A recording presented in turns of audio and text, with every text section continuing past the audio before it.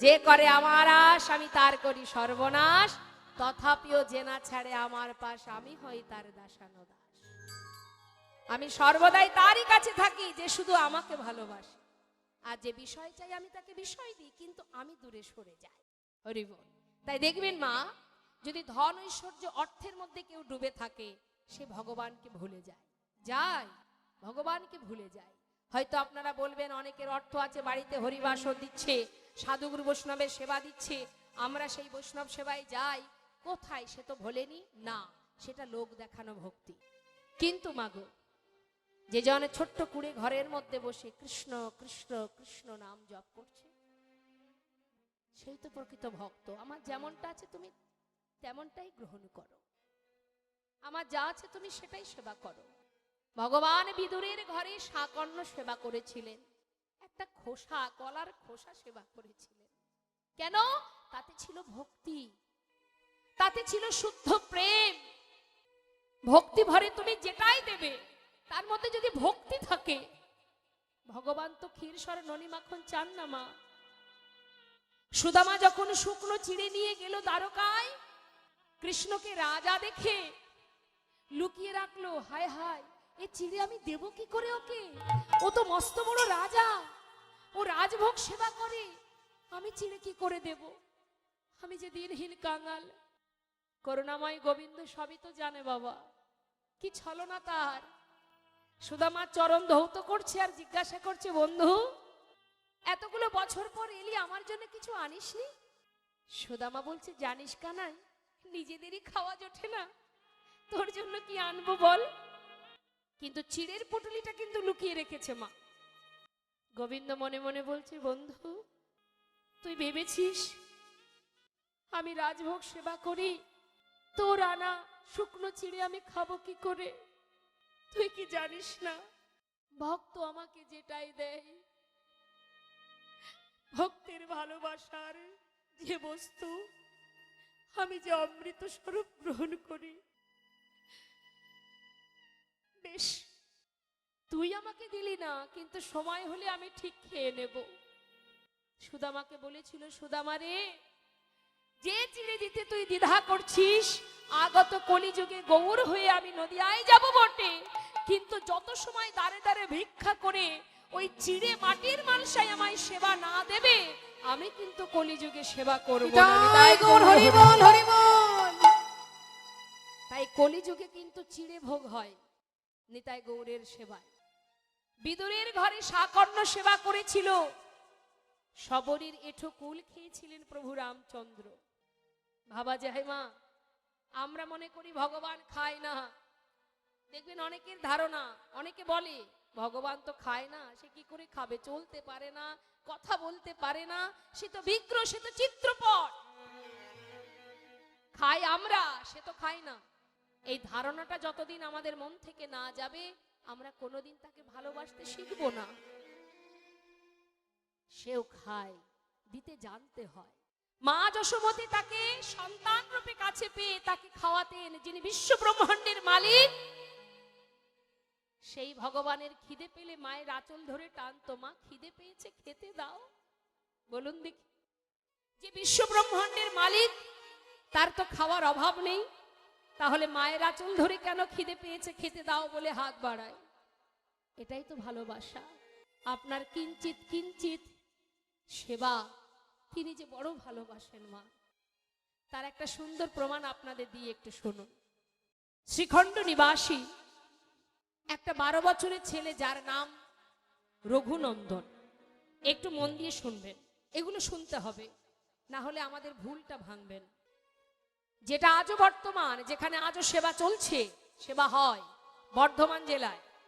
চলে যাবেন, দর্শন করে আসবেন, আজও গোপীনাথের হাতে আছে সেই নাড়ু।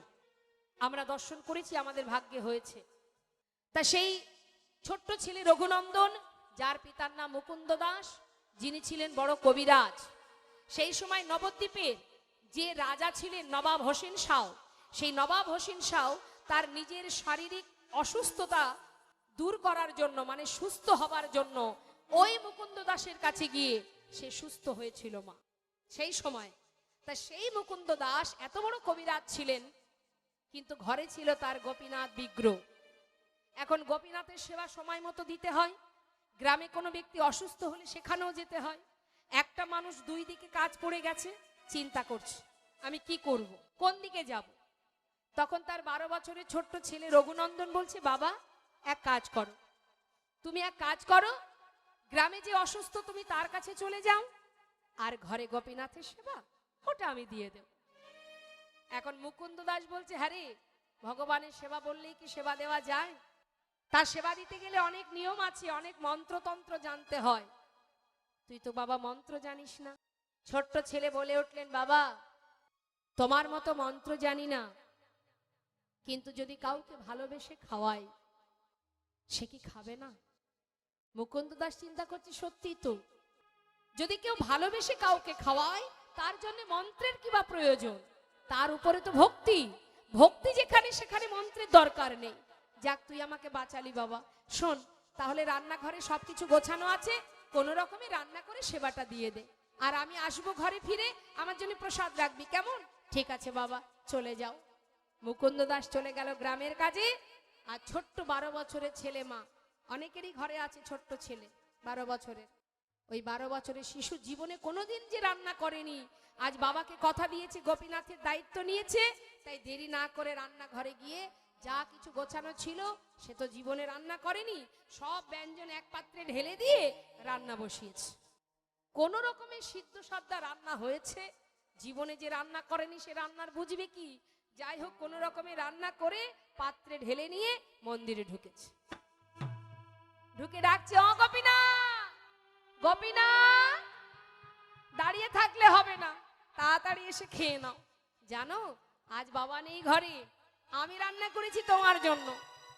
জানি না কেমন হয়েছে, তবে একটু কষ্ট করে খেয়ে নাও, কাল বাবা ভালো করে রান্না করে খাওয়াবে। সে জানে আমি যেমন বাবার সন্তান, ওই গোপীনাথও বাবার সন্তান। সে জানে না যে এটা বিগ্রহ, এটা ভগবান, সেটাও জানে না। ও জানে সেও পুত্র, আমিও পুত্র। এই তো ভালোবাসা। মা ডাকছে, বারবার ডাকছে, আসছে না।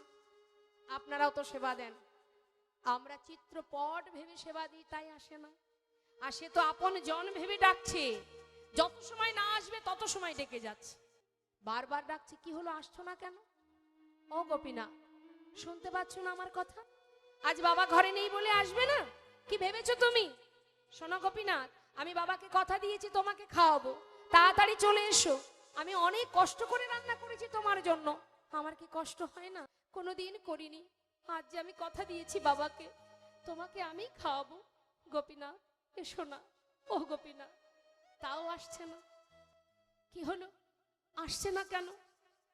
মনের ভিতরে চিন্তা হচ্ছে, তবে কি ভুল হচ্ছে আমার কোথাও? চারিদিকে ঘুরে ঘুরে দেখছে দরজা খোলা। ও বুঝেছি, আমি দেখেছি বাবা যখন তোমাকে খাওয়ায় দরজাটা বন্ধ করে দেয়, আমি তো দরজা বন্ধ করিনি। দাঁড়াও, তাড়াতাড়ি করে ছুটে গিয়ে দরজাটা বন্ধ করে দিয়েছে। গোপীনাথ, ওই দেখো দরজা বন্ধ, এবার এসো। এসো না, দূরে কেন আছো? ও গোপীনাথ, এসে খেয়ে যাও, না খেলে বাবা বকবে, বাবা আমাকে মারবে। এসো না। তাও আসছে না, এত করে ডাকছে, আসছে না। এবার রঘুনন্দনের চিন্তা শুরু হয়ে গেছে, যদি না খায় তাহলে বাবা বকবে।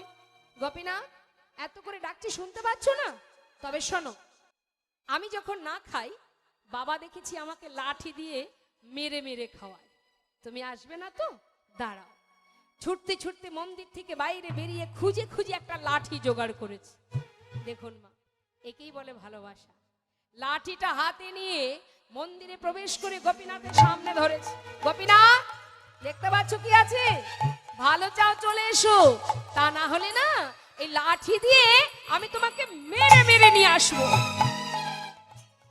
মুখের কাছে লাঠি ধরেছে মা। ভগবান ভক্তের ভক্তি দেখে নিজেই চোখের জলে বুক ভাসিয়ে কাঁদছে। ভক্ত, না যে থাকবো কি করে? ভেবেছিলাম যাব না, কিন্তু এমন ভালোবাসা আমি দেখা না দিয়ে থাকবো কি করে? এমন করে কোনোদিন আমাকে কেউ লাঠির ভয় দেখায়নি। এত ভালোবাসো, এতদিন এই ঘরে আছি, কেউ কোনোদিন এমন করে আমায় ভালোবাসেনি। রিবন, আমি আসছি, আমি আসছি। যেই না বিগ্রহ থেকে সচল মূর্তি ধারণ করে পাতা আসনে এসে বসেছে মা, রঘুনন্দন ভাবছে দেখেছো, লাঠির ভয় দেখিয়েছি, ভয় পেয়ে চলে এসেছে। খেয়ে নাও। একটুখানি মুখে দিয়েছে মা, যেই না মুখে দিয়েছে জিজ্ঞাসা করছে কেমন হয়েছে গোপীনাথ? ভালো হয়নি তাই না? একটু কষ্ট করে খেয়ে নাও, বাবা কালকে ভালো করে রান্না করে খাওয়াবে। ভগবান মনে মনে বলছে, ভক্ত তুমি জানো না, কেউ যদি ভালোবেসে আমার জন্য রন্ধন করে, আমি যে অমৃতের মতো সেবা করি, সে যে আমার কাছে অমৃত, তুমি বুঝবে না আজ যে আমি অমৃত সেবা করছি। ভক্ত রান্না করেছে আমার জন্য, সেটা খারাপ হবে কি করে? মাগো, ভালোবেসে যদি আপনি খাওয়ান, আপনি নুন ভাত দিলেও সেটার মধ্যে শান্তি, তৃপ্তি, সুখ পাওয়া যায়। কিন্তু রাজভোগ খেতে দিয়ে যদি আপনার মধ্যে ভালোবাসা না থাকে, তাতে তো কোনো সুখ নেই। গোবিন্দ ভক্তের যেমন হোক, যদি ভালোবাসা থাকে তিনি তাতেই খুশি। মনের আনন্দে সেবা করতে করতে থালাতে সবে প্রায় শেষ, আর শেষে অবশিষ্ট যেটুকু ছিল, যেই না হাতে করে নিয়ে মুখে দিতে যাবে, হঠাৎ হাতটা চেপে ধরেছে রঘুনন্দন। গোপীনাথ, কি করছো তুমি? সবটুকু খেয়ে নেবে?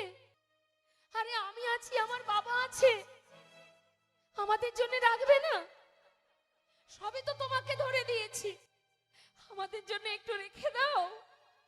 আরে জানো ভক্ত, এতদিন পর তোমার হাতে রান্না পেয়ে না, আজ আর আমার কারোর কথা মনে ছিল না। ঠিক আছে, এই যেটুকু আছে এটুকু তুমি খেও, কেমন? হাতে যেটুকু ছিল মা, সেটা পাত্রে রেখে দিয়ে চলে গেল। বেশি তো ছিল না, সেটুকু রঘুনন্দন সেবা করে পাত্রটা ধুয়ে তুলে রেখেছে। এদিকে সময় মতো মুকুন্দ দাস কাজ করে ঘরে ফিরেছে। ঘরে ফিরে এসে ডাকছে, রঘুনন্দন, সেবা দিয়েছিস তো? হ্যাঁ বাবা। যাক, এবার আমাকে খেতে দে, আমার প্রচন্ড খিদে পেয়েছে, দে দে তাড়াতাড়ি দে, প্রসাদ দে। বাবা, আজ আর প্রসাদ নেই। কেন নেই? কি করে থাকবে? সবই তো গোপীনাথ খেয়ে নিচ্ছিল, আমি ভাগ্যিস হাতটা চেপে ধরেছিলাম, আমার জন্য একটু রেখেছিল, সেটা আমি খেয়ে নিয়েছি। মনে মনে মুকুন্দ দাস চিন্তা করছি, সেটা কি করে সম্ভব? এতদিন আমি সেবা দিয়েছি, কোনোদিন খাইনি, আজ আমি ঘরে নেই, আজই খেয়ে নিয়েছে গোপীনাথ। সে কি করে খাবে? সে তো পাথরের বিগ্রহ, সে চলতে পারে না, কথা বলতে পারে না। যার যেমন ভাব তার তেমন লাভ। সে জানে ওটা পাথর, সে কখনো এসে খেতে পারে না, অসম্ভব। আমার ছেলে নিজে খেয়ে ওই বিগ্রহের নামে দোষ দিচ্ছে। বাবার মনে সন্দেহটা থেকেই গেল। পরের দিন ছেলেকে পরীক্ষা করার জন্য তিনি একটা ছলনা করলেন। রঘুনন্দন, বলে বাবা, তুই তো দেখছি ভালো সেবা দিতে শিখেছিস বাবা, আজও আমাকে গ্রামে যেতে হবে। আজ এক কাজ কর, আজ আর রান্না করতে হবে না, ঘরে নাড়ু তৈরি করা আছে, গোপীনাথ নাড়ু খেতে ভালোবাসে, আজকে তুই নাড়ুটা ভোগ দিয়ে দিস, কেমন? ঠিক আছে বাবা। কি করেছে মা, গ্রামের কাজে যাওয়ার নাম করে ঘর থেকে বেরিয়ে মন্দিরের দেয়ালে কান পেতে আছে। কেন? আমার ছেলে যখন মন্দিরে যাবে, আমি শুনতে চাই যে আমার ছেলে মন্দিরে যাওয়ার পর আর অন্য কারোর কণ্ঠ শোনা যায় কিনা। কান পেতে আছে। আর এদিকে নাড়ু সাজিয়ে নিয়ে ছোট্ট ছেলে 12 বছরের রঘুনন্দন মন্দিরে ঢুকেছে। ও গোপীনাথ, আমাকে চিনতে পারছো? কাল এসেছিলাম, আজ কিন্তু আর ডাকতে পারবো না, তাড়াতাড়ি এসো, এসে নাড়ু খেয়ে নাও। বাবা বললো তুমি নাকি নাড়ু খেতে ভালোবাসো, বাবা নাড়ু পাঠিয়েছে, শিগগিরই এসো। ভগবান মনে মনে বলছে, ভক্ত, কেউ যদি আমাকে ডাকার মতো একবার ডাকে, আর সেই ডাক যদি আমার কানে এসে একবার পৌঁছায়, ভক্ত যদি কখনো আমায় ভুলে যায়, আমি যে সেই ভক্তকে জনম জনম ভুলি না। আর ডাকতে হবে না, আমি চলে এসেছি। এক পা দু পা করে পাতা আসনে এসে বসেছে। গোপীনাথ, খেয়ে নাও, তুমি নাকি নাড়ু খেতে ভালোবাসো, এই দেখো বাবা নাড়ু পাঠিয়েছে, খেয়ে নাও। ভগবান মনে মনে ভাবছে, বাবাই করুক আর যেই করুক, আমার ভক্তের হাতের পরশ তো লেগে আছে। সে তো ছুঁয়েছে, পরশ করেছে, স্পর্শ আছে তার, আমি তাতেই খুশি। সেবা করছে, পাশে দাঁড়িয়ে রঘুনন্দন চিন্তা করছে কালকের মতো দাঁড়িয়ে থাকবো, আর যদি একটা একটা করে সব খেয়ে নেয় তাহলে আমরা খাবো কি? আজ ও খাবে, আমিও খাবো, এই ভেবে রঘুনন্দন ছুটে গিয়ে পাত্র থেকে একটা নাড়ু তুলে নিয়েছে, মুখে দিয়েছে। মা অর্ধেকটা খেয়েছে, আর যেই না ভালো লেগেছে, ওই এঁঠো নাড়ু, অর্ধেক এঁঠো নাড়ুটা গোপীনাথের মুখের কাছে ধরেছে। গোপীনাথ, খেয়ে দেখো, আমার বাবা করেছে তোমার জন্য, কত সুস্বাদু, নাও খেয়ে দেখো। গোবিন্দ চোখের জলে বুক ভাসিয়ে কাঁদছে, আর মনে মনে চিন্তা করছে, ভক্ত কত ভালোবাসলে নিজের মুখের এঁটো নাড়ু আমার মুখে তুলে দিতে পারো। ভগবানের চোখে জল দেখে রঘুনন্দন বলছে, গোপীনাথ তুমি কাঁদছো কেন? আমার এঁঠো নাড়ু তোমায় দিয়েছি তাই, আসলে আমার ভালো লেগেছে তাই আমি তোমায় দিচ্ছিলাম, কেঁদো না, আমি আর দেব না তোমায়। না না, আমি সেজন্য কাঁদছি না। তাহলে কাঁদছো কেন? ভক্ত, তুমি যদি তোমার এঁঠো নাড়ুটা আমাকে খাওয়াতে পারো, তবে কি আমি আমার প্রসাদী নাড়ুটা তোমাকে খাওয়াতে পারি? বেশ তো, তাহলে তুমি আমাকে খাইয়ে দাও, আমি তোমাকে খাইয়ে দিই। ভগবান তার প্রসাদী নাড়ু দিচ্ছে ভক্তের বদনে, আর ভক্ত তার এঁঠো নাড়ু খাওয়াচ্ছেন ভগবানের বদনে। ভক্ত ভগবানের মধুর মিলন, মধুর প্রেম, মধুর ভালোবাসা। মুকুন্দ দাস মনে মনে চিন্তা করছে, কি ব্যাপার, আমার ছেলে ছাড়া আরো যেন কারোর একটা কণ্ঠ শোনা যায়, তবে কে সে? যাই তো দেখি। ছুটে গিয়ে মুষ্টাক হাতে যেই না দরজা খুলেছে, তার আগেই ভগবান অর্ধনাড়ু হাতে নিয়ে বিগ্রহে মিলিত হয়েছে। ছুটে গিয়ে সন্তানকে বুকের মধ্যে জড়িয়ে ধরেছে। রঘুনন্দন, রঘুনন্দন, আমায় ক্ষমা করে দে বাবা, আমায় ক্ষমা করে দে, আমি তোকে ভুল বুঝেছি, আমি তোকে সন্দেহ করেছি।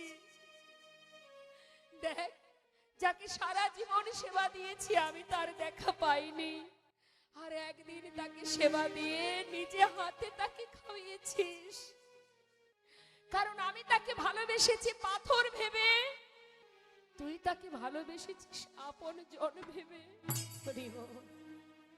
আয় বাবা, আমার কোলে আয়, তোর মতো ভক্ত সন্তানকে বুকে জড়িয়ে ধরি, আমার বুকে আয় বাবা, তোকে জড়িয়ে ধরে এতদিনের যে অযোগ্য কর্মটা আমি করেছি, আমার অযোগ্য দেহ আমি যোগ্য করি, আমার অযোগ্য দেহ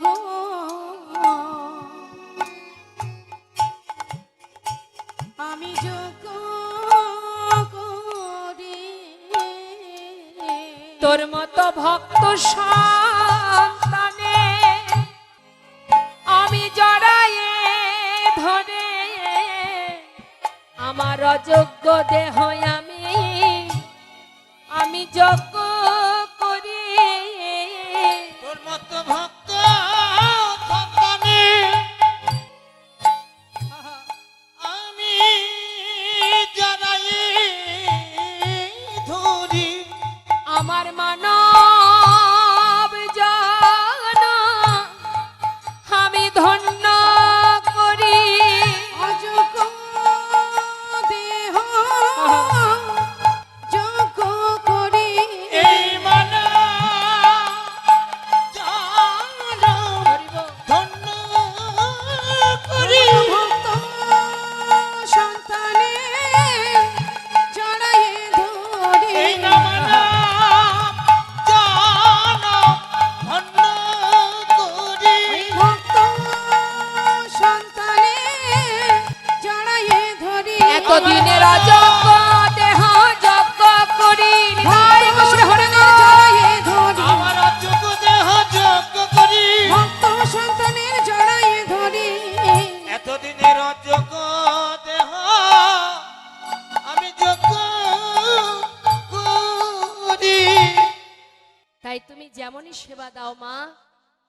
মধ্যে যদি ভক্তি থাকে, প্রেম ভালোবাসা থাকে, প্রভু তাতেই সন্তুষ্ট।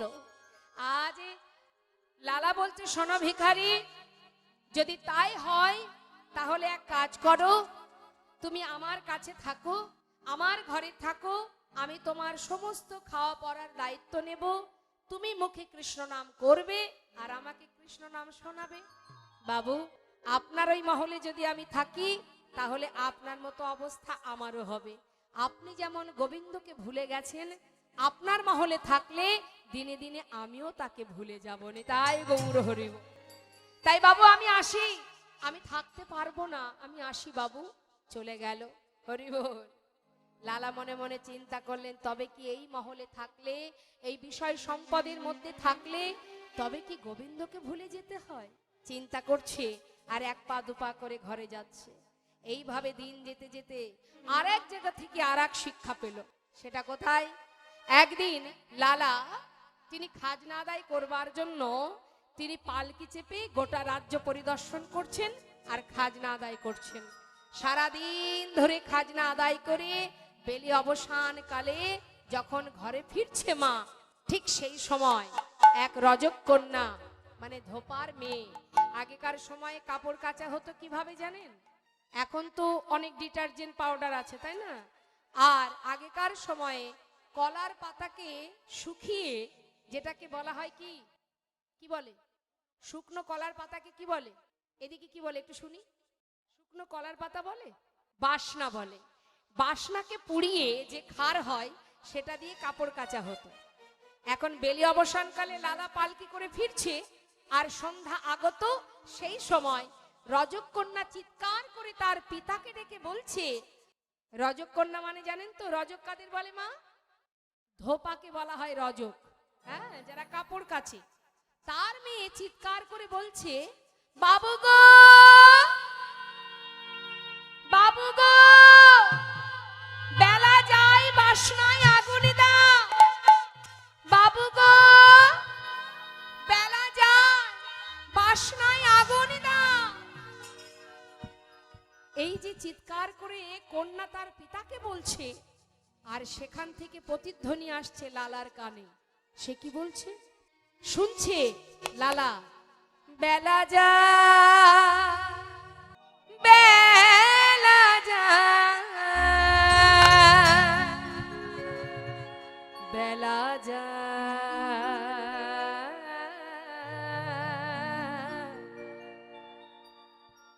সত্যি জীবন বেলা বয়ে যায়, সবার জীবনের বেলা বয়ে যায়। বেলা যায়, বেলা যায়,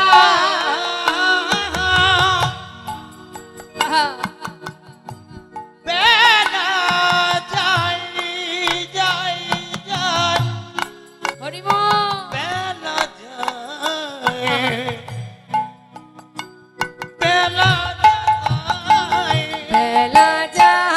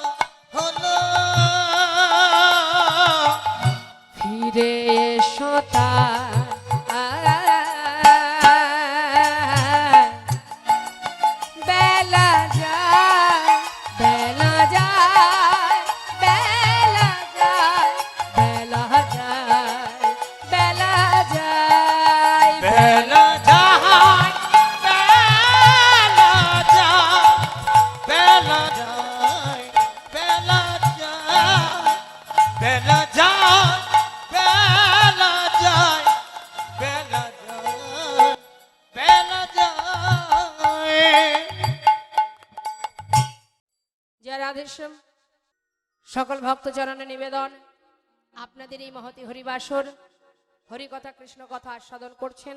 আর দেখতেই পাচ্ছেন এখানে বাবার পূজা চলছে। এখানে অগণিত সাধুগুরু বৈষ্ণব এসেছে, ভক্তবৃন্দ এসেছে, তাদের সেবারও আয়োজন আছে, এখানে ব্যবস্থা হয়েছে, রান্না বান্না হয়েছে। তাই সমস্ত ভক্তের কাছে কমিটির ভক্তগণের হয়ে নিবেদন, এখানে প্রসাদের ব্যবস্থা যেহেতু হয়েছে, সবাই কিন্তু প্রসাদ পেয়ে তারপরে ঘরে যাবে। আর সেই সঙ্গে আরো একটা কথা বলবো, সেটা হচ্ছে আপনাদের এই হরিবাসর, এত সুন্দর একটা হরিবাসর, এত ভক্তের সেবার ব্যবস্থা, এটা তো আর মা একার দ্বারা কখনো সম্ভব নয়। এটা স্বাভাবিক, এটা সবাইকে বুঝতে হবে। তাই আপনারা যত সময় পর্যন্ত ভগবানের সেবার তরে দানের হাত বাড়িয়ে না দেবেন, তাহলে কিন্তু এই সেবা দিনে দিনে বন্ধ হয়ে যাবে। তাই আপনাদেরই গোবিন্দ, আপনাদের ভগবান, আপনাদেরই ঘরে মহাদেবের সেবা চলছে। তাই আপনার কমিটির ভক্তগণ আপনাদের কাছে যাবে ভিক্ষার ঝুলি নিয়ে। আজকের দিনে এই সুন্দর মুহূর্তে শিব চতুর্দশীতে দেবাদিদেব মহাদেব ভোলানাথের সেবার তরে এবং তার এই ভক্তবৃন্দ যারা আছে তাদের সেবার জন্য মুক্ত হস্তে আপনারা একটু দান করবেন। যাচ্ছে ভক্তগণ, কমিটির ভক্তগণ, বঞ্চিত করবেন না, কেমন? বঞ্চিত করবেন না, সবাই দেবেন। তবে 1 টাকা 2 টাকায় এখন তো আর কিছু হয় না, 1 টাকা 2 টাকা দেবেন না, একটু বেশি দেবেন। আমরা তো আবার দেখবেন ওই মানি ব্যাগে হাত ঢোকালে হাত আর আমাদের বেরোয় না, কেন জানেন? একটু দেরি হয় বেরোতে, বেরোই তবে একটু দেরিতে বেরোই। কেন বলুন তো? ওর মধ্যে বাছাবাছি হয়, কোনটা সব থেকে ছোট আছে সেটা গোবিন্দের জন্য, নেতাই গৌর হরি, তাই না? তাই চেষ্টা করবেন আপনার সামর্থ্য অনুযায়ী। আমি বলবো না যে আপনার সামর্থ্য নেই তবু দিতে হবে, আপনার যেমন সামর্থ্য অনুযায়ী প্রভু সেবার জন্য দান করবেন যতটুকু সম্ভব, কেমন? নেতাই গৌর হরি বল, হরি বল। মুক্ত হস্তে দান করবেন ভগবানের সেবার তরে, ভক্ত সেবার তরে। কারণ ভক্ত সেবা, ভগবত সেবা, এই সেবা না দিলে কিন্তু আমাদের উদ্ধারের রাস্তা নেই। বৈষ্ণব সেবা দিতে হবে, না দিয়ে বৈষ্ণব সেবা নিস্তার পেয়েছে কেবা। সেবা দিতে হবে বৈষ্ণব সেবা, তাই দান করবেন, কেমন? চেষ্টা করবেন একটু বেশি বেশি করে গোবিন্দকে দেওয়া। আপনি যেমন দেবেন, আস্তে, আপনি যেমন দেবেন তেমনই তো পাবেন, যেমন কর্ম করবেন তেমনই ফল পাবেন, তাই তো? জানি, তাই জয় গো।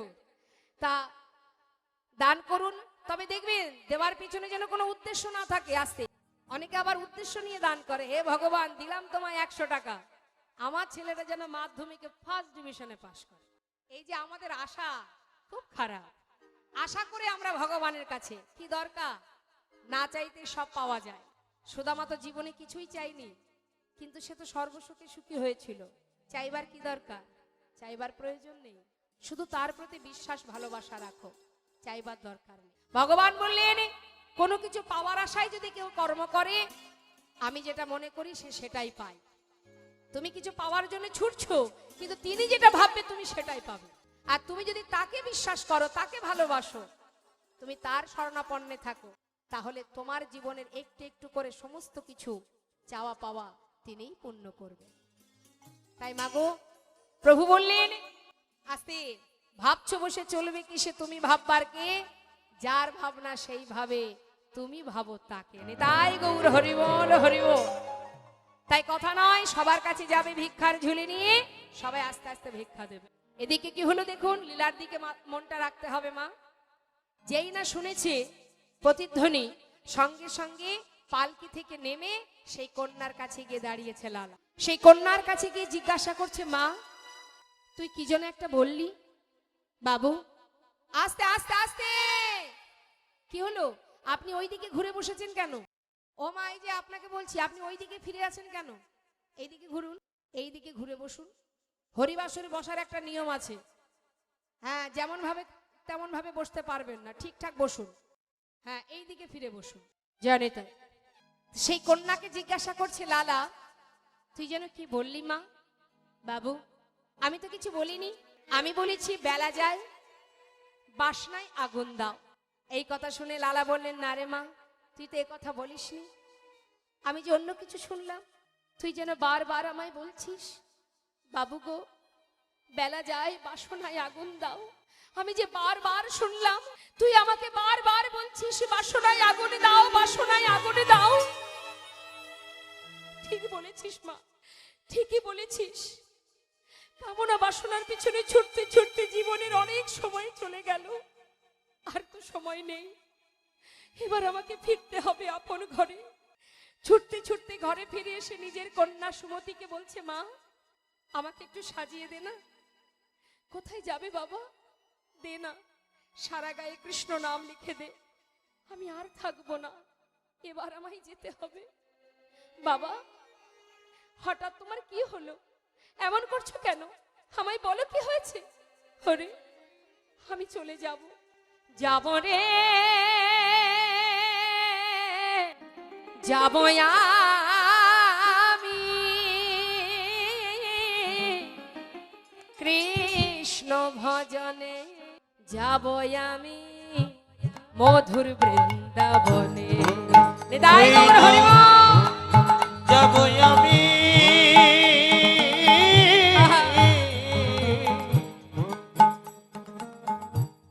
যাব আমি হরি বল। মধুর বৃন্দাবনে। হরি রইল সাধের জমিদারি,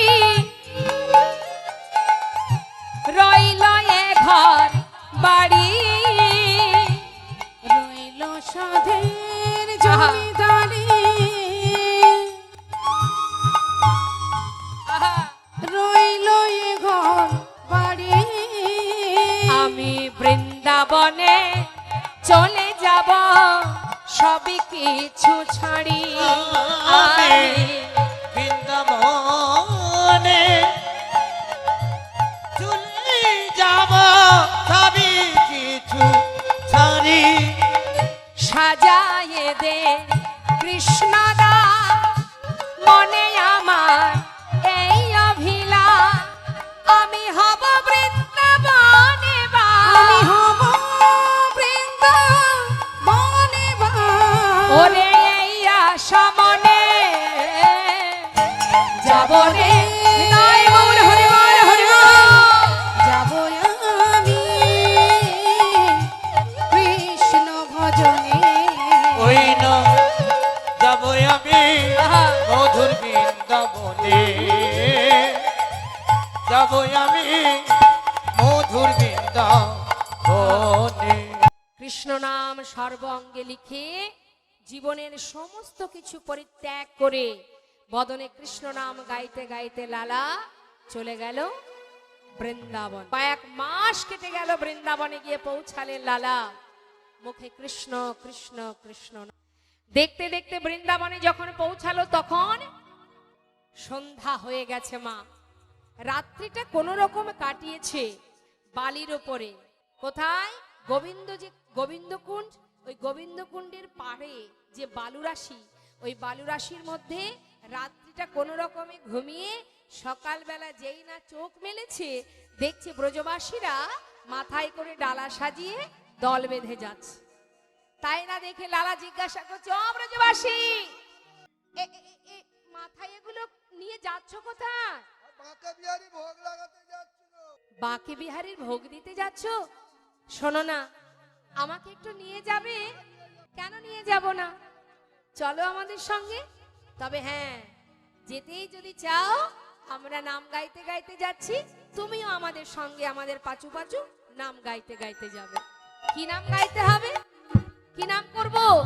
শোনো, রাধে রাধে রাধে রাধে রাধে রাধে রাধে রাধে বল, রাধে রাধে রাধে রাধে রাধে রাধে বল, রাধে রাধে রাধে রাধে রাধে রাধে বল, আহা, রাধে রাধে রাধে রাধে রাধে রাধে বল, রাধে রাধে রাধে রাধে রাধে রাধে বল, রাধে রাধে রাধে রাধে রাধে রাধে বল, রাধে রাধে রাধে রাধে রাধে রাধে বল, রাধে রাধে রাধে রাধে রাধে রাধে বল। পিছনে যাচ্ছে কে? লালা। আমরাও তো যাচ্ছি মা, লীলার সাথে সাথে আমরাও তো যাচ্ছি। তাহলে আমরা কি গাইছি? রাধা নাম। আর পিছনে লালা আসছে কি গাইতে গাইতে? কৃষ্ণ কৃষ্ণ কৃষ্ণ কৃষ্ণ কৃষ্ণ কৃষ্ণ বল, কৃষ্ণ কৃষ্ণ কৃষ্ণ কৃষ্ণ কৃষ্ণ কৃষ্ণ বল, কৃষ্ণ কৃষ্ণ কৃষ্ণ কৃষ্ণ কৃষ্ণ কৃষ্ণ বল, কৃষ্ণ কৃষ্ণ কৃষ্ণ কৃষ্ণ কৃষ্ণ কৃষ্ণ বল। বলছি শোনো, তাহলে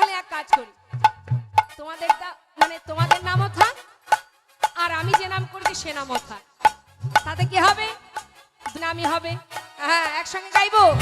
রাধে কৃষ্ণ রাধে কৃষ্ণ রাধে কৃষ্ণ বল, রাধে কৃষ্ণ রাধে কৃষ্ণ রাধে কৃষ্ণ বল, রাধে কৃষ্ণ রাধে কৃষ্ণ রাধে কৃষ্ণ বল, রাধে কৃষ্ণ রাধে কৃষ্ণ রাধে কৃষ্ণ বল। বৃন্দাবন কি। সবাই মিলে হাত তুলে আপনারা সবাই রাধে কৃষ্ণ বলতে পারেন, আবার রাধে রাধে বলতে পারেন। কেমন? হাত তুলে জোরে জোরে বলবেন। হ্যাঁ, বৃন্দাবন কি। হাত তুলে বৃন্দাবন কি, রাধে রাধে যমুনা মাই কি। আর একটু জোরে জোরে বলুন। বৃন্দাবন কি, যমুনা মাই কি, রাধা কুণ্ড কি, শ্যাম কুণ্ড কি, গোবিন্দ কুণ্ড কি, বিলাসবন কি, মধুবন কি, মৃদুবন কি, কেশিক কি, বংশীবট কি, মোহনবন কি, মাধবীবন কি, লৌহবন কি, তাম্রবন কি, कमलबन की, भंडीबन की, आगे पीछे दाहिने बाएं, बोल बोल में ऊपर नीचे बोलो राधे राधे राधे राधे राधे राधे बोल, राधे राधे राधे राधे राधे राधे बोल, राधे राधे राधे राधे राधे राधे बोल, राधे राधे राधे राधे राधे राधे बोल, ए राधे राधे राधे राधे राधे राधे बोल, राधे राधे राधे राधे राधे राधे बोल, राधे राधे राधे राधे राधे राधे बोल, राधे राधे राधे राधे राधे राधे बोल, राधे राधे राधे राधे राधे राधे बोल, राधे राधे राधे राधे राधे राधे बोल। রাধেশ্যাম রাধেশ্যাম। এসে পৌঁছালো কোথায়? কোথায় এলাম আমরা? বাকে বিহারীর মন্দিরে। সেবা হলো। ভগবানের সেবা দেওয়ার পর লালাকে ভালো ভালো প্রসাদ দিয়েছে, লালাও সেবা করেছে। মা সেবা করে ওই যে গোবিন্দ কুণ্ডের পাড়ে বালু রাশিতে যেই না রাত্রে গিয়ে ঘুমিয়েছে, কিন্তু ঠিকঠাক ঘুম হচ্ছে না বলে একটা বালি দিয়ে বালিশ করে নিয়েছে। নেতায় গৌর হয়ে। যাই হোক, আগে যেহেতু জমিদার ছিল, কত সুন্দর জমিদারের বিছানায় ঘুমাতো। এখন বালির ওপরে কি ঠিক ঘুম হয়? তাই একটা বালিশ বানিয়ে নিয়েছে। এখন আরামে রাতটা কেটেছে। সকালবেলা যেই না চোখ খুলেছে, দেখছি সামনে এক বাবাজি এসে দাঁড়িয়ে আছে। তাড়াতাড়ি করে বালির বিছানা থেকে উঠে করজোড়ে জিজ্ঞাসা করছে, বাবাজি আপনি কে? পাশে এক ব্রজবাসী বলছে, উনি হলেন বৃন্দাবনের বাবাজি, কৃষ্ণদাস বাবাজি। বাবাজি আপনি কি বৃন্দাবনে থাকেন? হ্যাঁ।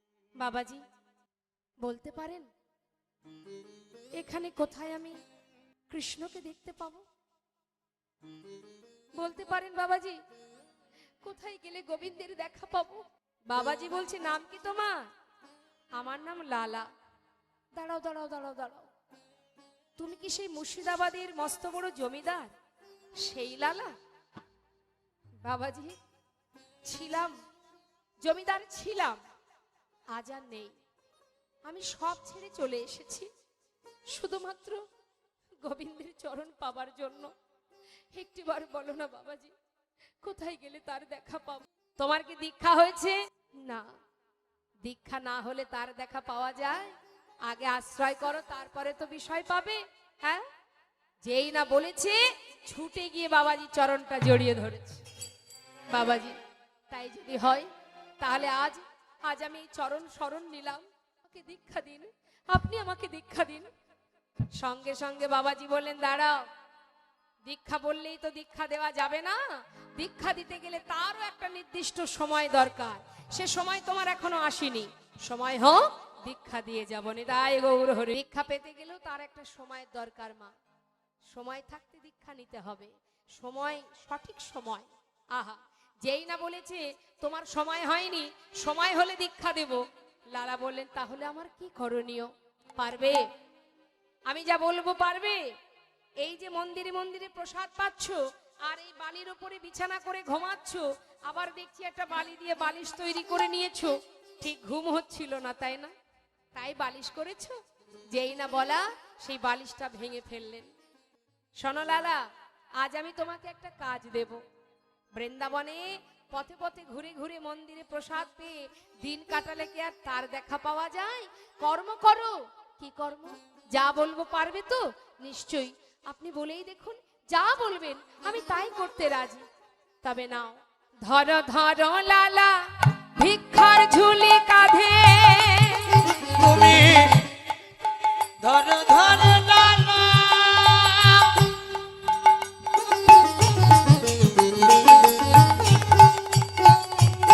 হরি বল।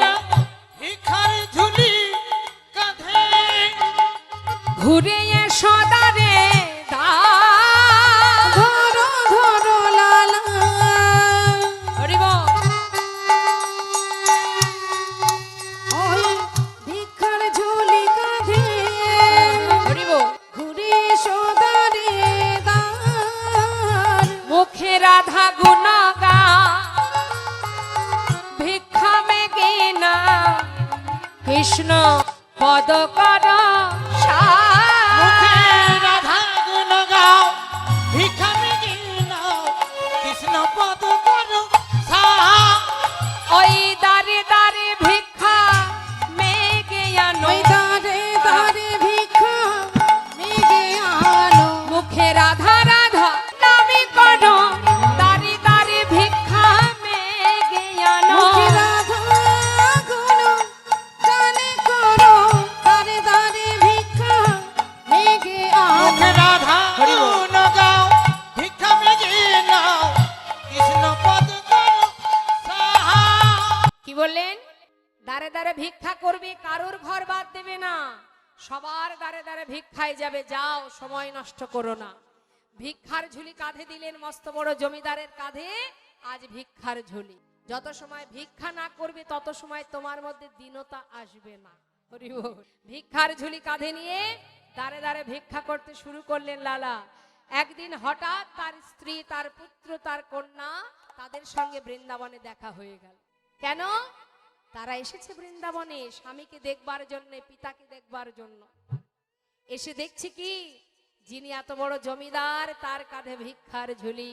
সঙ্গে সঙ্গে তার স্ত্রী কাত্যায়নী কাঁদছে আর বলছে, স্বামী, যে এত বড় জমিদার, যার এত সুখ স্বাচ্ছন্দ্য, এতদিন যাকে অন্যভাবে দেখেছি, আজ ভিক্ষার ঝুলি কাঁধে দেখে আমি যে নিজেকে স্থির রাখতে পারছি না।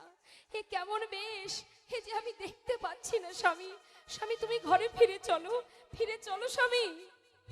লালা বলে উঠলেন, কাত্যায়নী, আমাকে এমন করে ঘরে যেতে বলো না, আমি আমার আপন ঘরেই এসেছি, আর তো আমি যাব না। ছোট্ট ছেলে নারায়ণ বললেন, বাবা, তুমি যদি নাই যাবে তাহলে বৃন্দাবনে তোমার থাকবার একটা ব্যবস্থা করে দিই, এখানে একটা মন্দির তৈরি করে দিই, যেখানে তুমি থাকবে। বেশ, তুই যদি করতে পারিস আমার কোনো বাধা নেই। নিজে হাতে নারায়ণে সুন্দর করে মন্দির নির্মাণ করলেন বৃন্দাবনে, যেটা আজও বর্তমান। যারা গিয়েছেন বৃন্দাবনে নিশ্চয়ই দেখেছেন, রাধাকুণ্ডের পাড়েই লালার মন্দির আছে, আজও বর্তমান। তা সেই মন্দিরে বিগ্রহ স্থাপন করলেন, যার নাম কৃষ্ণচন্দ্রমা। সেই বিগ্রহ স্থাপন করে সেখানে ভগবানের সেবা দেবার জন্য এক পূজারীকে রেখে দিলেন মা। কেন? লালার তো দীক্ষা হয়নি, সে ভোগ দেবে কি করে? তাই একজন পুরোহিত আছে সেবা দেবার জন্য। আর লালা কি করে? ওই প্রতিদিন ভিক্ষা করে, কিন্তু নিজে হাতে ভগবানের সেবা দিতে পারে না। জেনে রাখবেন, দীক্ষা মন্ত্র যত সময় আপনি গ্রহণ না করবেন, গুরুর চরণ আশ্রিত না হবেন, তত সময় আপনার দেওয়া সে ভোগ ভগবান গ্রহণ করবেন না।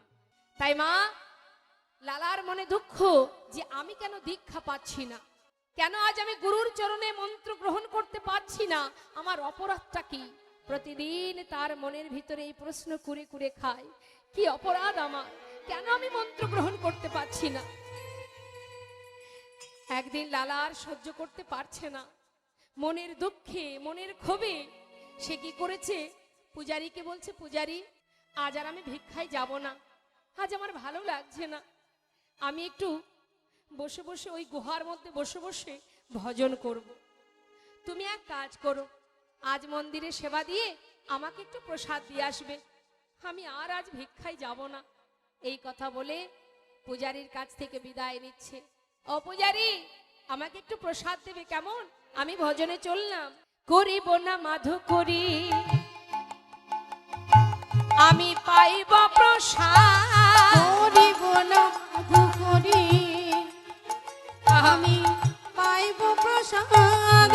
প্রসাদ পাইবার লাগি মনে বড় সাধ, প্রসাদ পাইবার লাগি মনে বড় সাধ। পূজারি রে ডাকিয়া কয়, ও পূজারি কিঞ্চিৎ প্রসাদ দিও মরে, ভজনেতে বসল গিয়া গুহার ভিতরে, ভজনেতে বসল গিয়া গুহার ভিতরে, ভজনেতে বসলো গিয়া গুহার ভিতরে। পূজারীকে বলছে প্রসাদ দেবে আমায়, আমি চললাম ভজনে। বিলম্ব না করে গুহার মধ্যে বসে বসে ভজন করছে আর প্রতিজ্ঞা করেছে, মা এই রইলাম আমি গুহার মধ্যে, প্রভু তুমি কেমন আছো, তুমি আমাকে দেখা না দিয়ে কেমন করে দূরে থাকতে পারো, এই গুহা থেকে আমি আর বাইরে বেরোবো না। আমিও দেখতে চাই যে ভক্তের ডাকে সাড়া না দিয়ে তুমি কি করে দূরে থাকতে পারো। একমাত্র ভগবানের কাছে ভক্তেরই জোর খাটে, ভক্ত জোর করছে, আমি থাকলাম গুহার মধ্যে, দেখি তুমি কত সময় না এসে থাকতে পারো, তুমি যত সময় না আসবে আমি এই গুহা থেকে বাইরে বেরোবো না। প্রতিজ্ঞাবদ্ধ হয়ে বসে বসে ভজন করছে, কিন্তু মা তিনি আর কি করে থাকবেন দূরে। ভক্ত যদি প্রতিজ্ঞাবদ্ধ হয়ে যায় ভগবানের যে পুরো দায়িত্ব পড়ে যায়, ভক্তকে রক্ষা করা, দেখভাল করা, তার ভালো মন্দ দেখা। এবার প্রভু আমার তিনি চিন্তায় পড়লেন, ভক্ত গুহার মধ্যে বসে আছে, তাকে বাহির করতে হবে, কি করা যায়। এদিকে মন্দিরে পূজারী ভোগ নিবেদন করে তিনি পাত্রে করে প্রসাদ নিয়ে যেই না মন্দির থেকে বেরিয়েছে গুহায় যাবে, হঠাৎ ঝড় বৃষ্টি শুরু হয়ে গেল। রে তাই গৌর হরি, যেই না দেখছি ঝড় বৃষ্টি হচ্ছে, চিন্তা করছে তাই তো এত বৃষ্টির মধ্যে আমি যাব কি করে, বৃষ্টিটা বন্ধ হোক তারপরে যাব। এই ভেবে প্রসাদের পাত্রটা বারান্দাতে রেখে সে মন্দিরের মধ্যে ঢুকে গেছে, বৃষ্টি থামলে যাব এই চিন্তা করে। কিছু সময় পর বৃষ্টি বন্ধ হলো, হরি বল।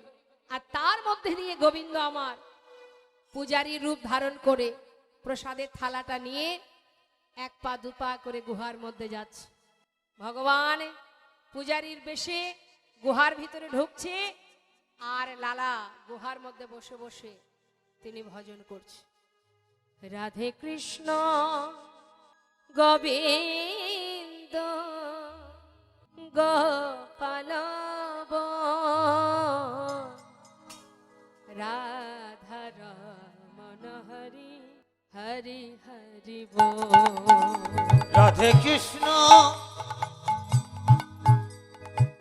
গোবিন্দ গোপাল বল বল, রাধার মন হরি হরি হরি বল। গিরিধারিব গোবর্ধন ধারিব, আর গিরিধারি বল গোবর্ধন ধারি বল, আর রাধা রমন হরে কৃষ্ণ কৃষ্ণ বল। আর রাধা রমন হরি কৃষ্ণ কৃষ্ণ বল, তুমি রাধা না জগতের না, ও তুমি রাধা না এই জগতের না, বিজন বল্লভ প্রভু গোপীনাথ। রাধে কৃষ্ণ গোবিন্দ গোপালে বল বল, রাধা রমন হরি হরি হরি বল, বল রাধা রমন হরি হরি হরি বল। দেখা দাও দেখা দাও, বলো রাধা রমন হরি হরি হরি বল, বলো রাধা রমন হরি হরি হরি বল। এক পা দুপা করে ভিতরে গিয়ে প্রভু ডাকছে, লালা কে তুমি প্রসাদ খাবে না? এই দেখো প্রসাদ এনেছি। যেই না বলেছে তাড়াতাড়ি করে একটু প্রসাদ নিল লালা।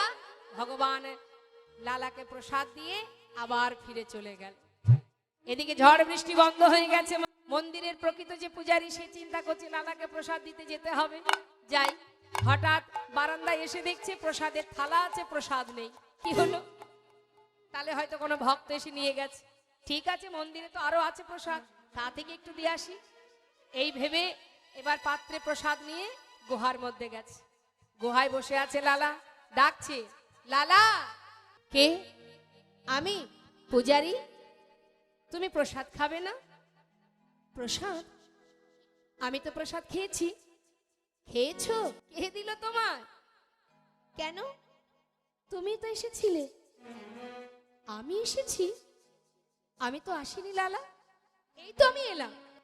না না, তোমার কত ভুল হচ্ছে পূজারি। তুমি একটু আগে এসে আমায় প্রসাদ দিলে, আমায় বললে লালা প্রসাদ খাবে, প্রসাদ খেয়ে নাও। আমি প্রসাদ খেলাম, তুমি চলেও গেলে। লালা, আমি এসেছি? হ্যাঁ, আমি তো আসিনি। তবে কে এলো? তোমার মতো দেখতে, তোমার মতো বেশ, তোমার মতো কণ্ঠস্বর, তবে সে কে? লালা, আমি যে আসিনি লালা, তোমার কাছে কে এসেছিল তুমি বুঝতে পারোনি। পূজারি, তুমি কার কথা বলছো? আমি কিছু বুঝতে পারছি না। ও পূজারি, বলো না কে এসেছিল আমার কাছে? লালা, এখনো বুঝতে পারছো না? লালা, মিছে কেন পুছো মরে? আমার বলা কিছুই না। মিছে কেন বুঝো মোরে? আমার বলার কিছুই নাই। যে যা করে করার তিনি, সবার অন্তরে সে যে যে যা করে করান তিনি, সবার অন্তরে সে যে রয়। মিছে কেন বুঝো মোরে? আমার বলার কিছুই নাই। না না, আমার বলার কিছু না, আমার বলার কিছু না, আমার বলার কিছু না। হে কৃষ্ণ, তুমি করুণাময়, তুমি করুণাময়, করুণা করো। তুমি করুণাময়, করুণা করো। গুহা থেকে বেরিয়ে ছুটতে ছুটতে প্রভুর চরণটা জড়িয়ে ধরে বললে, দয়াময়, বলো প্রভু বলো, তুমি আমার সামনে দেখা দিয়েও কেন না দেখা দিয়ে চলে গেলে? হরি বল। কেন করলে তুমি? একটিবার বলো প্রভু, কেন তুমি দেখা দিলে না? কি অপরাধ আমার?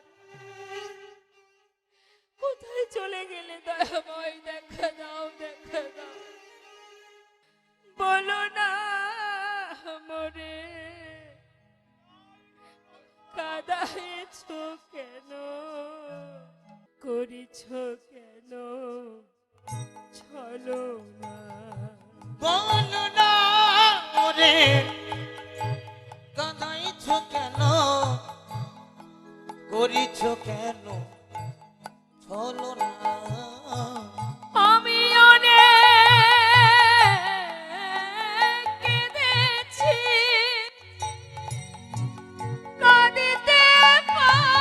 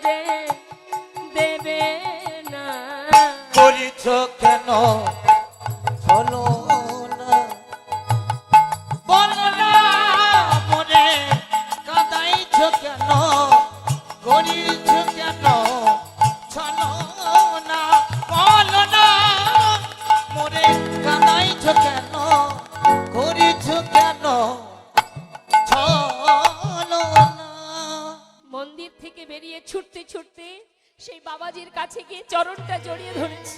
বাবাজি, আজ বলো বলো বাবাজি, আমাকে তুমি কেন দীক্ষা দিচ্ছ না?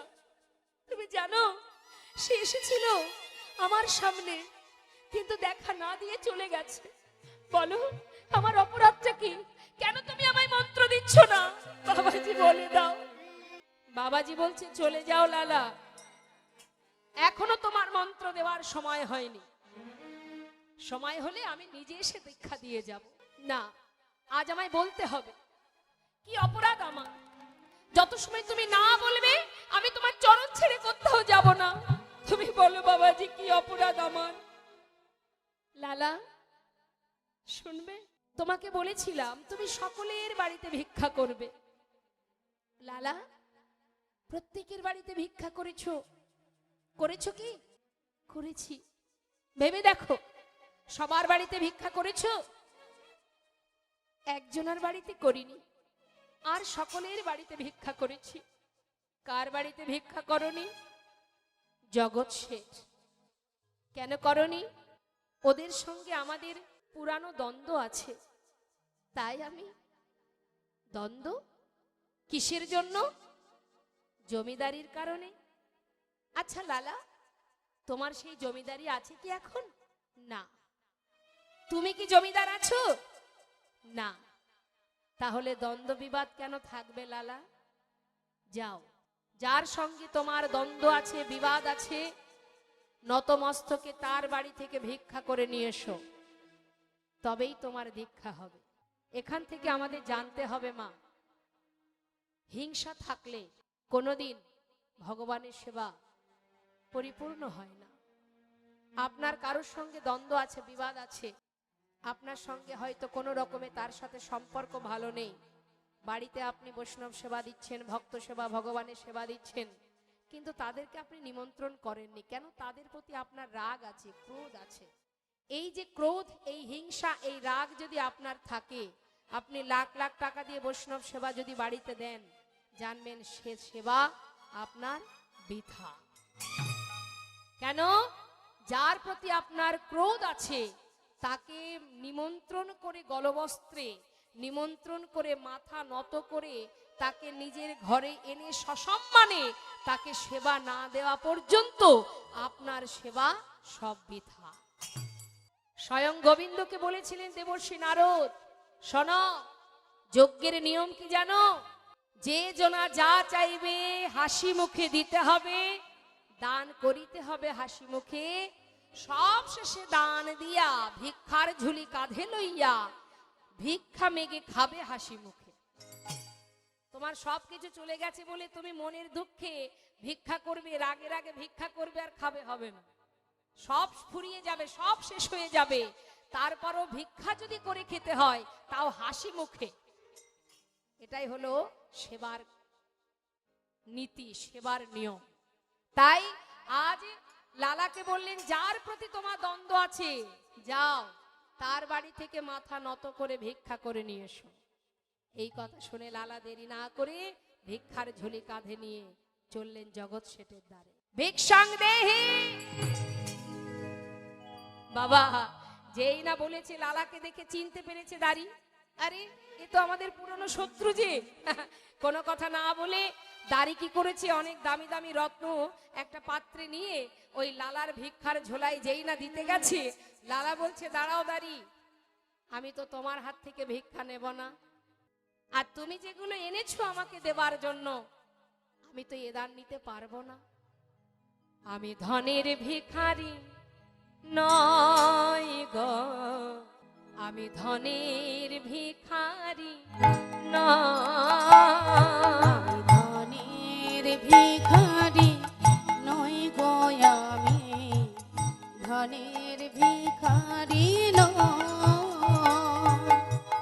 চাই গো যে আমি এক মুষ্টি ভিক্ষা, চাই গো যে আমি এক মুষ্টি ভিক্ষা, তাই দোয়ারে আড়াইয়ে রয়। আমি ধনের ভিখারি নই গো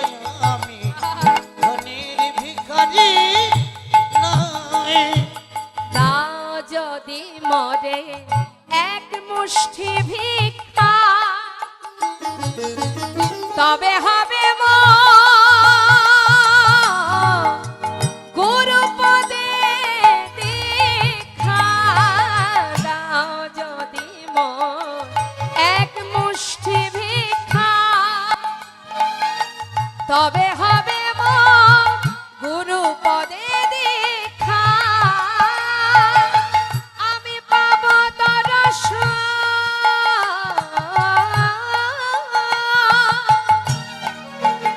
ওই ব্রজেন্দ্র আমি নন্দন, পাবো দর্শন। ওই ব্রজেন্দ্র নন্দন। ওগো সে কথা তোমারই কই ওই আমি ধনের ভিখারি নই আমি, ধনের ভিখারি নই আমি, ধনের ভিখারি নই আমি, ধনের ভিখারি নই। কমিটির ভক্তগণের কাছে অনুরোধ, আমাদের লীলা এবার ধীরে ধীরে শেষের দিকে, তাই যত তাড়াতাড়ি সম্ভব আপনার পরবর্তী দল আনার ব্যবস্থা করুন। কি করলেন মা? যেই না বলা দাড়ি তাড়াতাড়ি করে ভিতর ঘরে গিয়ে বললেন জগৎ শেঠকে, বাবু আপনার চিরশত্রু দ্বারে দাঁড়িয়ে আছে, শুনলাম সে নাকি আপনার হাতে ভিক্ষা নেবে। আমার চিরশত্রু? নাম কি তার? তার নাম লালা। বলো কি, সে আমার দ্বারে দাঁড়িয়ে? হ্যাঁ বাবু, তাই সে আপনার হাত থেকে ভিক্ষা নেবে বলে দাঁড়িয়ে আছে, তাই এবার আপনাকে যেতে হবে। জগৎ শেঠ বলছে, বলো কি দাঁড়ি, আমাকে নিয়ে চলো তো, আমি নিজে চোখে দেখতে চাই, আমার বিশ্বাস হচ্ছে না।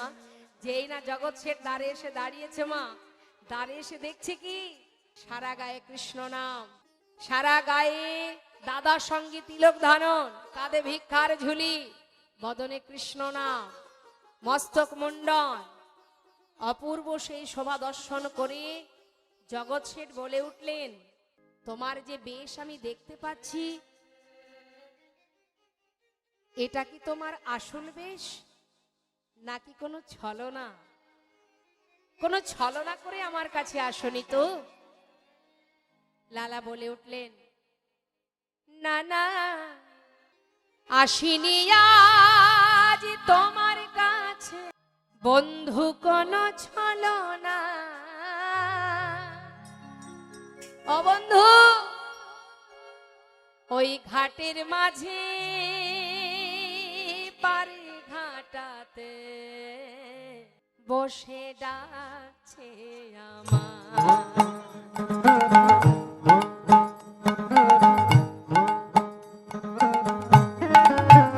না না আসিনি তোমার কাছে, আহা, ও বন্ধু কোন ছলনা। হরি বল। ঘাটের মাঝি পার ঘাটেতে বসে ডাকিছে বন্ধু গো,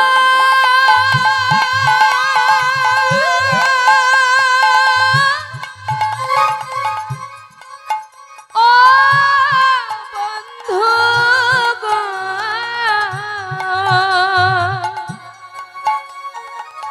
বন্ধু গো,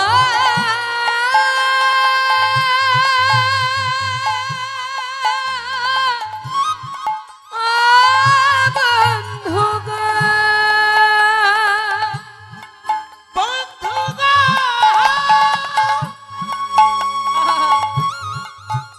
বন্ধু গো,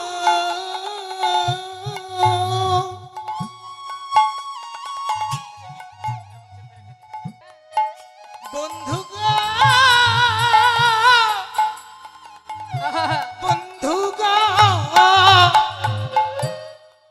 যদি এক মুষ্টি দাও গো ভিক্ষা, ও বন্ধু জানো, তবে হবে মোর গুরু পদে দীক্ষা। যদি এক মুষ্টি দাও গো ভিক্ষা, আহা,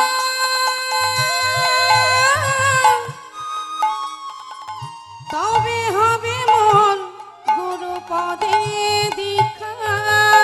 যাই গো আমার বেলা বয়ে যায়, বন্ধু যাই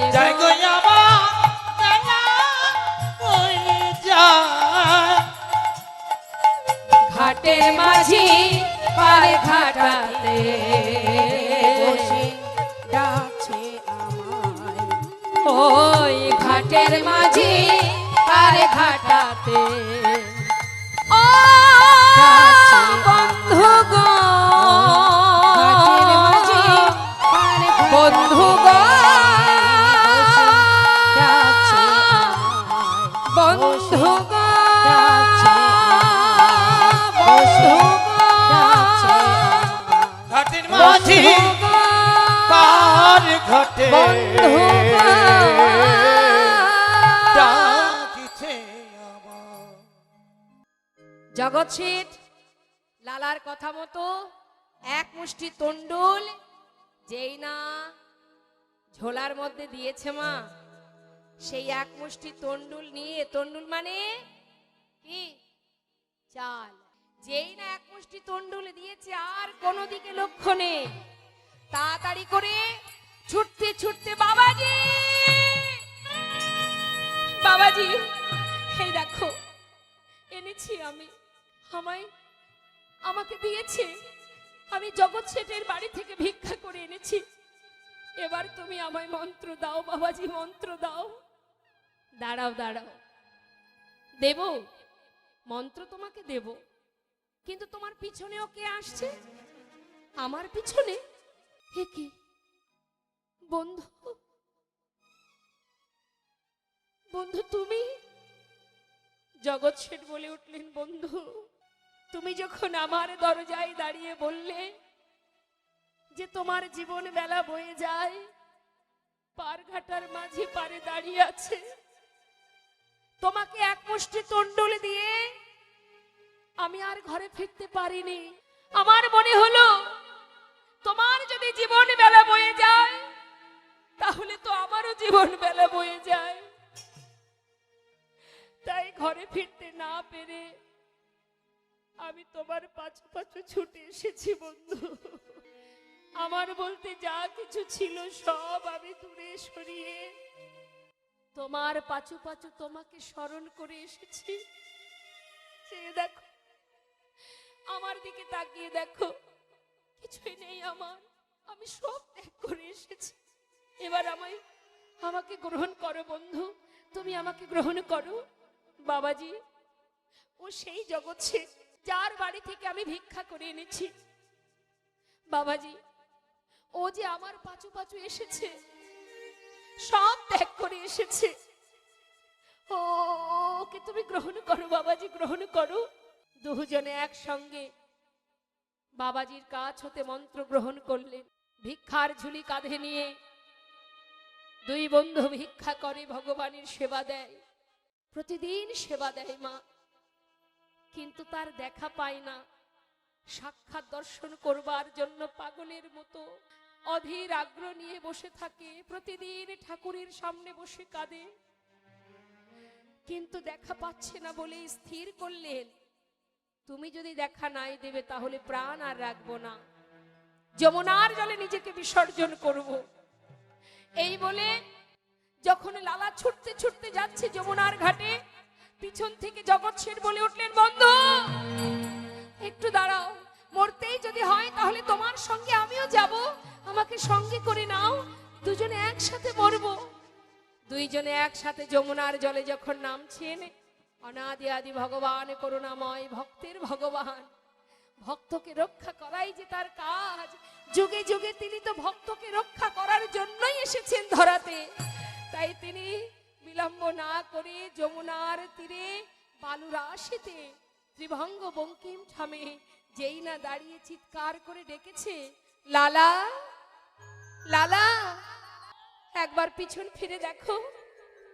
লালা কিছুটা জলে নেমেছে মা, হঠাৎ প্রভুর ডাক শুনে পিছন দিকে তাকিয়ে দেখছে দাঁড়িয়ে আছে অনাদি আদি গোবিন্দ, বিলম্ব না করে ছুটে গিয়ে চরণটা জড়িয়ে ধরলেন,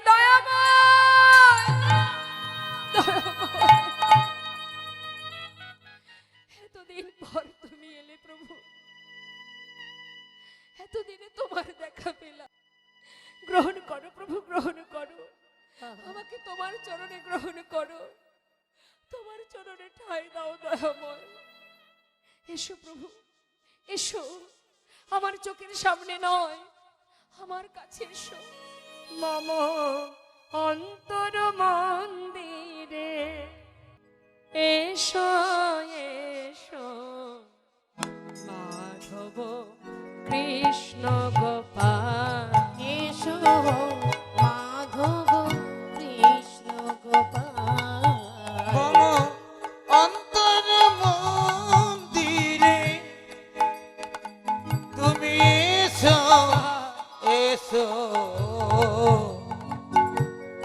মাধব কৃষ্ণ গোপাল গোপাল মাধব কৃষ্ণ গোপাল। এসো এসো তুমি এসরি মাঝে অন্তর জামি হরি প্রাণে প্রিয় রাজে। এসো এসো তুমি এসো হৃদি মাঝে অন্তর জামি হরি প্রাণী প্রিয় রাজে। অধরে বাসিয়া মধুর হাসিয়া অধরে বাঁচিয়া মধুর হাসিয়া এসো এসো কৃষ্ণ গোপাল এসো মাধব কৃষ্ণ গোপাল মম অন্তর মন্দিরে এসো এসো মাধব কৃষ্ণ গোপাল গোপাল মাধব